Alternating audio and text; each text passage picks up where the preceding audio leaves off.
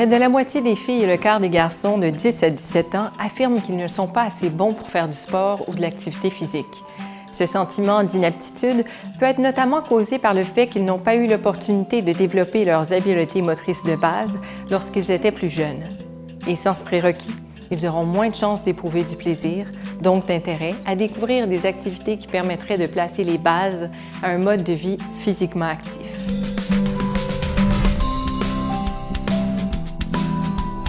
C'est à partir des premiers mois de sa vie et jusqu'à l'âge d'environ 9 ans que l'enfant acquiert le plus facilement les habiletés motrices de base. Après la puberté, les gains sont plus modestes. Les études l'ont démontré. Bien que les étapes d'acquisition des habiletés motrices soient les mêmes pour tous les enfants, chaque enfant évolue à son propre rythme. Sa progression est toutefois étroitement liée au nombre et à la qualité de ses expériences motrices. Ainsi, plus un enfant a des occasions de bouger et de stimuler ses 5 sens, plus le nombre de connexions des réseaux neuronaux de son cerveau sera important. Ainsi, faire bouger un enfant favorise non seulement son développement moteur, mais aussi son développement social, affectif et cognitif. Voilà pourquoi il est crucial de donner aux enfants un départ actif dans la vie grâce aux jeux et à des activités physiques diversifiées. Les habiletés motrices sont à la base des mouvements humains car elles permettent d'explorer divers aspects de notre environnement, de s'y adapter et d'interagir. L'habileté motrice est l'aptitude à bien exécuter un mouvement ou une séquence de mouvements. Il y a les habiletés de motricité globale et les habiletés de motricité fine. Les habiletés de motricité globale sollicitent de grandes masses musculaires.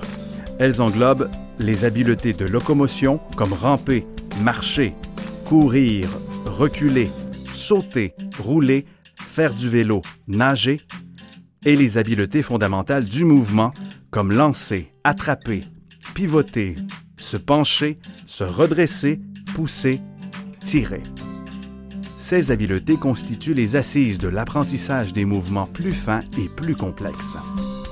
Les habiletés de motricité fine permettent à l'enfant de faire des mouvements plus précis tels que manipuler un crayon, manger avec des ustensiles, découper, tourner les pages d'un livre ou encore modeler.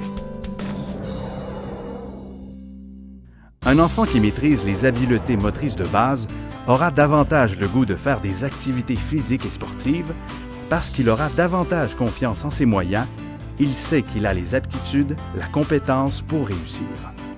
Du coup, ses chances de rester actif toute sa vie seront décuplées. La recette magique du développement optimal des habiletés motrices comporte 5 ingrédients. D'abord, le jeu actif, c'est-à-dire toute activité ludique où l'intensité varie de faible à élevée. Il peut prendre la forme de jeux libres ou de jeux encadrés. Dans les jeux libres, l'enfant fait ce qu'il veut avec son matériel de jeu ou avec ses amis. Ce type de jeu contribue au développement de l'imagination, de la fantaisie et de la créativité. Mais il ne faut pas pour autant négliger les jeux plus encadrés. Dans ces jeux organisés par des adultes, l'enfant doit effectuer des mouvements prédéterminés et suivre des règles. Utilisés à des fins éducatives, ces jeux visent souvent à consolider une habileté. Viennent ensuite les activités extérieures, qui peuvent être libres ou encadrées, dans lesquelles les enfants peuvent laisser libre cours à leur infatigable possibilité motrice et ainsi s'adonner plus facilement à des activités plus soutenues. De plus, en y intégrant la composante naturelle, la capacité d'analyse et la créativité sont davantage favorisées. Quelle que soit l'activité, on privilégie du matériel de jeu de petite dimension, balles, ballons, cordes à sauter, etc., pour stimuler la créativité et la motricité.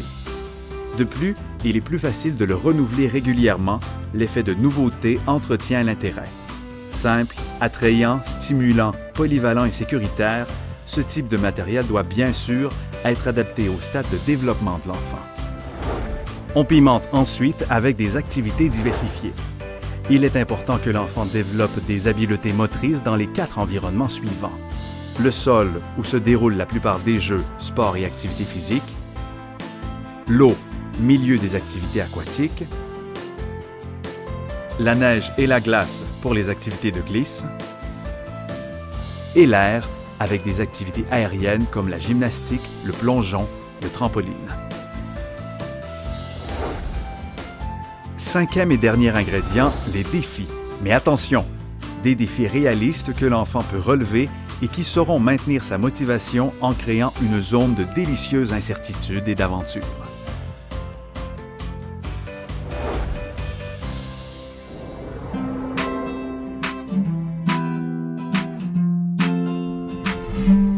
Enfin, il faut se rappeler que les enfants sont actifs de façon spontanée, intermittente et pendant de courtes périodes.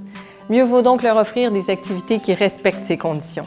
Et plus les activités seront diversifiées, plus les effets seront salutaires sur les plans physiques, psychologiques et social. Chaque enfant mérite de se sentir compétent pour pratiquer les activités physiques et sportives de son choix. Grâce à des expériences variées, associées au plaisir et au jeu, il appréciera maintenant et plus tard ce précieux sentiment d'efficacité personnelle.